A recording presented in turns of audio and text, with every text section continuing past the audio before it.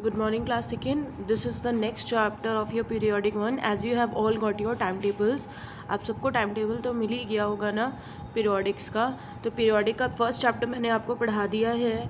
Don't worry, मैंने paper बहुत easy बनाया है, तो आप सॉल्व करने में कोई दिक्कत नहीं आएगी. मल्टीपल चॉइस क्वेश्चंस होंगे. बस जब भी पेपर सॉल्व करेगा एक बार ध्यान से पढ़ लीजिएगा क्वेश्चन को, ठीक है. तो मैं पीरियोडिक का आपको सेकेंड चैप्टर समझा देती हूँ. A sentence is a group of word it have meanings and make complete sense. यानी कोई भी सेंटेंस जो होता है वो वर्ड्स का ग्रुप होता है जिसको मिला के हम क्या बनाते हैं, सेंटेंस बनाते हैं. मतलब वर्ड के ग्रुप की हेल्प से हम एक मीनिंग क्रिएट करते हैं और उसका एक कंप्लीट सेंस बनता है उस वर्ड के इकट्ठा होने से, जिसको हम बोलते हैं सेंटेंस. यानी as an like playing Arun cricket is. अभी देखिए ये कोई सेंटेंस नहीं, अभी ये वर्ड्स हैं. प्लेइंग अरुण क्रिकेट इज़, अभी ये सारे वर्ड्स हैं. अब हम इनको करेक्ट करेंगे, इनको एक साथ सेट करके लिखेंगे, तब ये क्या बन जाएगा, अरुण इज़ प्लेइंग क्रिकेट. तो अब ये क्या बन गया, ये एक सेंटेंस बन गया. और एक ऐसा सेंटेंस है जिसकी मीनिंग भी हमें पता चल रही है और इसका सेंस भी समझ आ रहा है. क्या सेंस समझ आ रहा है कि अरुण क्रिकेट खेल रहा है, अरुण इज़ प्लेइंग क्रिकेट, ठीक है ना. लेकिन अभी ये क्या था, अभी ये सारे वर्ड्स थे. सो वही बात कह रहा है, a sentence is a group of words. कोई भी सेंटेंस एक वर्ड का ग्रुप होता है. इट मस्ट हैव मीनिंग, उसमें कोई मीनिंग होनी चाहिए, उसका कोई मतलब अर्थ निकलना चाहिए, एंड सेंस, और उसका कोई मतलब होना चाहिए. तो अभी ये वर्ड्स थे, हमने इनको जब कलेक्ट किया और इनको रीअरेंज किया तो ये मीनिंग बन गई इनकी. जैसे give flower to this child. किसी को समझ आ रहा है कि ये क्या सेंस है, क्या मीनिंग निकल रहा है? नहीं.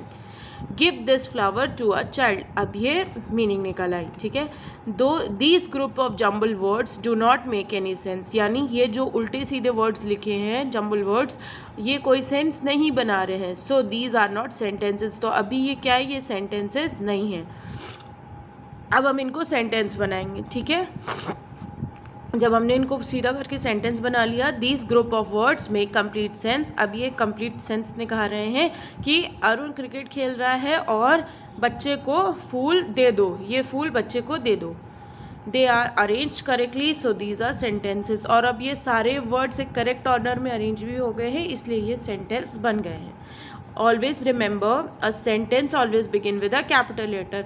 कोई भी सेंटेंस का फर्स्ट वर्ड का फर्स्ट अल्फ़ाबेट, बेटा ये पूरा वर्ड है ना, इसका फर्स्ट अल्फ़ाबेट हमेशा देखिएगा कैपिटल लेटर से स्टार्ट होता है. यानी किसी भी सेंटेंस का वर्ड फर्स्ट वो कैपिटल लेटर से स्टार्ट होता है, ठीक है. तो ये सबसे बड़ी पहचान है कि sentence always begin with the dash letters. अगर क्वेश्चन आता है तो भर दीजिएगा capital letters. There is a full stop, a question mark और an exclamation mark at the end of the sentence. और सेंटेंस के एंड में हमेशा या तो फुल स्टॉप आएगा कि आपकी बात ख़त्म हो गई, या तो क्वेश्चन मार्क आ जाएगा. क्वेश्चन मार्क कब आएगा, जब आप कोई सवाल पूछ रहे होंगे. और एक्सक्लेमेशन मार्क कब आएगा, जब आप कोई खुशी, कोई जॉय जाहिर कर रहे होंगे कि आज आप इस बात को लेकर बहुत खुश हैं. जैसे व्हाट अ ब्यूटीफुल फ्लावर, या वी लॉस्ट द मैच. ये क्या है, ये दुख है, आप दुख दिखा रहे हैं. Hurrah, we win the match, ये क्या है, ये खुशी है. तो उसके बाद कौन सा मार्क लगेगा, एक्सक्लेमेशन मार्क, ठीक है. Every sentence has an action word और वर्ब इन इट. हर सेंटेंस में एक एक्शन वर्ड और वर्ब भी होता है. अब वर्ब क्या होता है, यानी क्रिया, यानी किसी काम को करने का तरीका उसमें दिया होता है. यानी कोई ना कोई काम हो रहा होता है हर एक सेंटेंस में, और कोई ना कोई एक्शन भी हो रहा होता है. एक्शन वर्ड और वर्ब, यानी या तो एक्शन वर्ड होगा या तो वर्ब होगा. अ नाउन और a pronoun is the doer of the action. Noun या तो सेंटेंस में होगा या फिर प्रोनाउन होगा. नाउन की जगह पे ही प्रोनाउन होता है, आपको पता है ये बात. हिज और it's name usually come at the beginning of the sentence. किसी का नाम, चाहे वो लड़की का हो या लड़के का, वो ज़्यादातर शुरुआत में ही आता है, बिगनिंग ऑफ द सेंटेंस. जैसे यहाँ पे सेंटेंस के बिगनिंग में ही नाम आ गया है, ठीक है ना. The verb always come after the name of the doer of the action. और वर्ब जो होता है, जो क्रिया होती है, जो काम कर रहे होते हैं हम, वो हमेशा उस नाम के बाद आता है. कैसे, अरुण, नाम आया पहले, see name. Verb always come after the name. तो यहाँ पे पहले नेम है, इज प्लेइंग. अब देखिए प्लेइंग क्या हो गई, क्रिया हो गई ना. तो ये वर्ब कब आया है, नेम के जस्ट बाद आया. See the verb has come after the name. See name is written before na Arun and playing is written after, so verb is coming after the name. Okay, तो verb always comes after the name of the doer of the action, यानी जो भी action हो रहा है उसमें जो नाम के बाद verb आता है हमेशा, ये ध्यान रखिएगा। ये कुछ मेजर पॉइंट्स है जो आपको हमेशा याद रखने पड़ेंगे। The other words come after the verb, और कुछ और भी वर्ड्स होते हैं जो वर्ब के बाद आते हैं, ठीक है, यानी वर्ब के बाद अदर वर्ड्स आते हैं। Basic structure of a sentence, किसी सेंटेंस का एक नॉर्मल स्ट्रक्चर क्या होता है, मतलब कैसे शुरुआत होती है। सबसे पहले नाउन या फिर प्रोनाउन आएगा, either it will be a noun और इसकी जगह प्रोनाउन में ही हो जाता, ठीक है। फिर आएगा verb, as you can see verb is here, playing क्रिया आ रही है ना, एंड फिर other parts of the speech, फिर अलग पार्ट ऑफ द स्पीच आते हैं, देखिए उसके बाद और चीज़ें आ रही हैं, क्रिकेट या कोई भी XYZ। टाइगर्स, देखिए अब टाइगर क्या हो गया, टाइगर नाउन हो गया है ना। किल वर्ब, क्रिया क्या कर रहा है, मार रहा है। अदर एनिमल्स, तो ये other part of the speech हो गया। ही, अब यहाँ पे क्या हो गया, नाउन, देखिए मैंने कहा था या तो नाउन आएगा बेसिक स्ट्रक्चर में या प्रोनाउन, अब इस वाले में देखिए क्या गया, प्रोनाउन। लव्स, लव्स क्या हो गया, verb. Mangoes other part of the speech, ठीक है। शी भी प्रोनाउन है, एंड जैक, दो चीज़ें आ गई, अब नाउन और प्रोनाउन एक साथ आ गया। She pronoun and Jack noun, किसी का नाम है ना स्टार्टिंग में। अब देखिए you can see here class second, verb is coming after the noun, noun के बाद आ रहा है। She and Jack are friends, are यानी वर्ब है यानी क्रिया, ये दोनों आपस में क्या है, दोस्त हैं, दे आर फ्रेंड्स, ठीक है।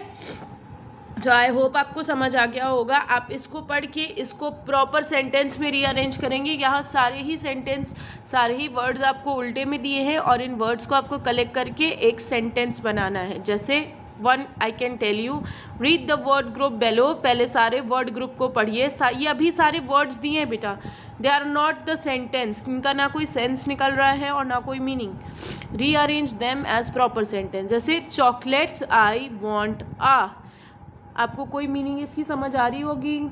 No, not at all, I hope नहीं आ रही होगी।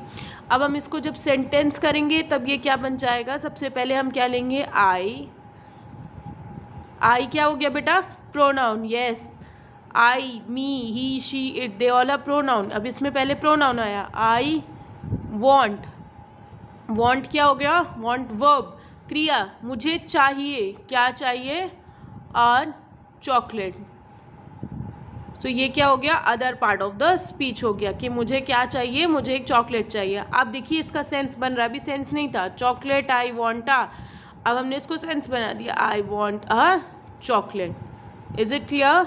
सो solve this exercise as well as the sentence are not complete, the sentence below are not complete, यहाँ पे sentence complete नहीं है। pick up the correct word group from the box and write them in the blanks to make complete sense, यानी आपको यहाँ पे कुछ words दिए हैं हेल्प करने के लिए, आपको इनमें से words pick करने हैं और यहाँ पे जो वर्ड्स दिए उनके साथ उन वर्ड्स को बिठाना है ताकि एक कंप्लीट सेंटेंस बन सके। अब वो आपको स्टेटमेंट पढ़ के समझ आएगा। जैसे मैनी एनिमल्स, अब यहाँ से सेलेक्ट करिएगा word, play with them, live in the jungle, days in a week, we go to school, tall and fall, fair girl, people buy vegetable.